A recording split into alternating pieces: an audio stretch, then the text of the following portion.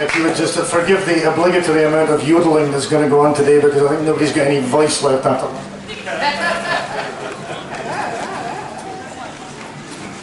Okay, I'm gonna attempt a song now, which I always kind of like to sing on a Sunday, and a song about drinking on a Sunday. All right, yeah, man. Out to it, whatever you're having, buddy.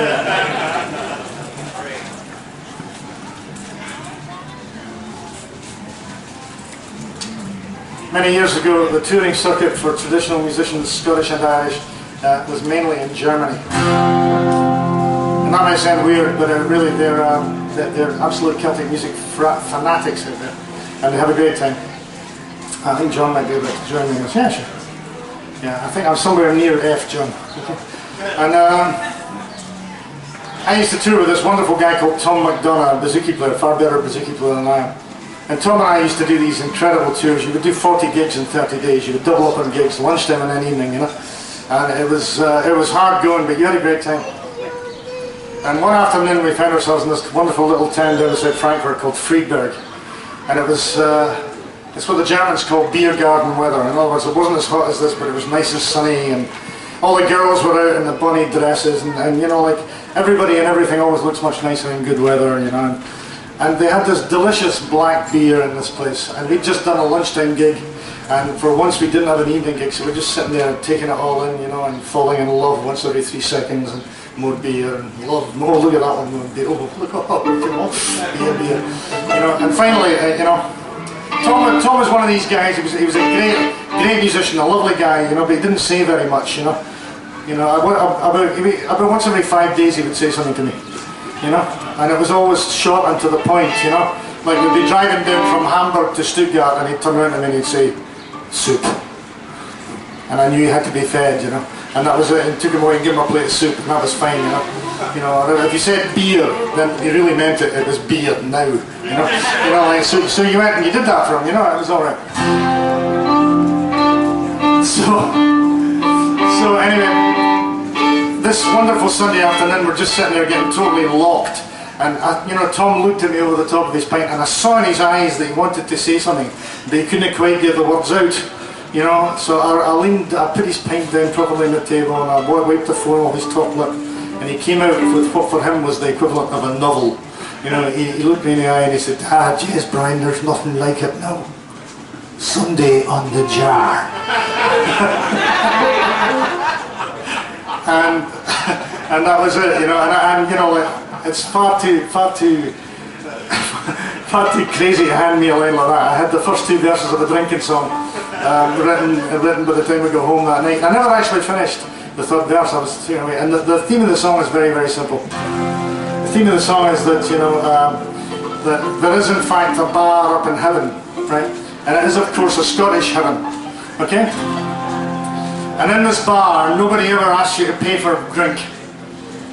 And in this bar, nobody ever shouts closing time. And the biggest miracle of all, in this bar, there's a TV set in the corner upon which the Scottish international soccer team is always winning.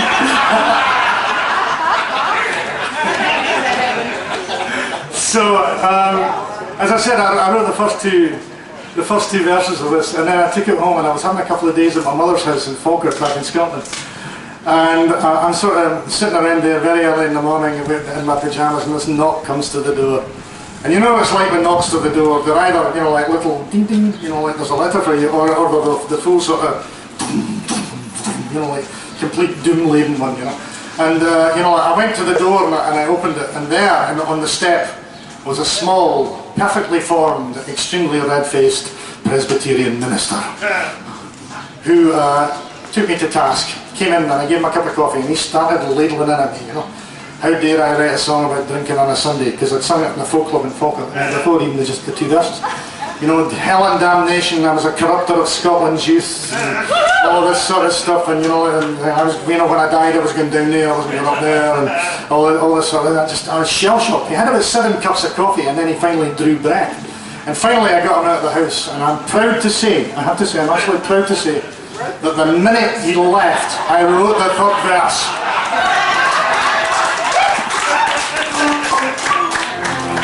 The third verse says very simply that the good Lord himself, on a Sunday afternoon, if he's had a hard week, which I suspect more often than not he has, likes a pint and a tune. So here we go. The song's called Sunday in the Jar.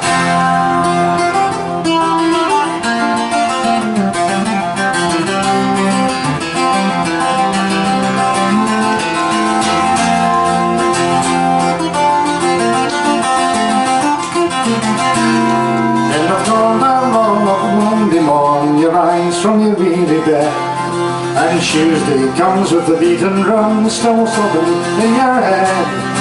All week long it's a working song, and Friday seems so far.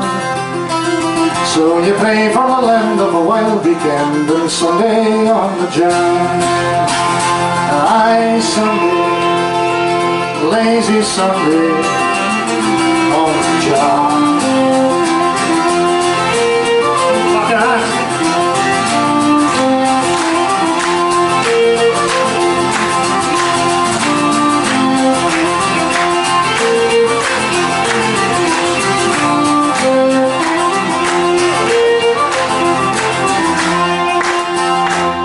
Let the world away when you're on the chair for a wild on Saturday night, with eyes that gleam with the devil's dream of the lassies and the lights.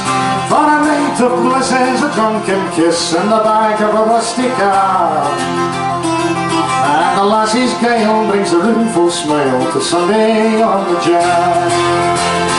Aye, Sunday, lazy Sunday on the jar.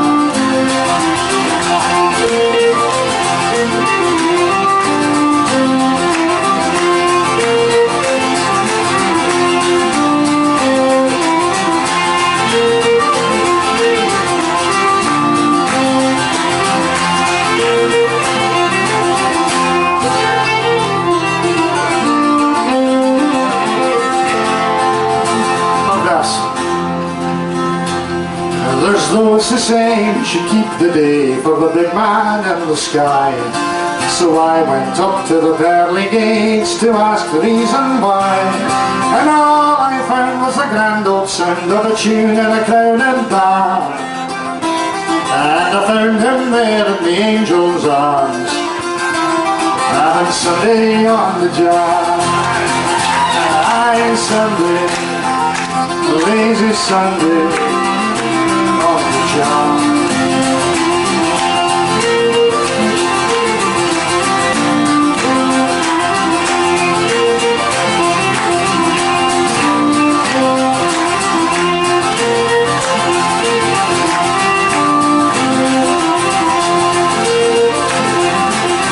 Aye, Sunday, lazy Sunday on the jar. Aye, Sunday, doozy Sunday on the jar. Sunday, lazy Sunday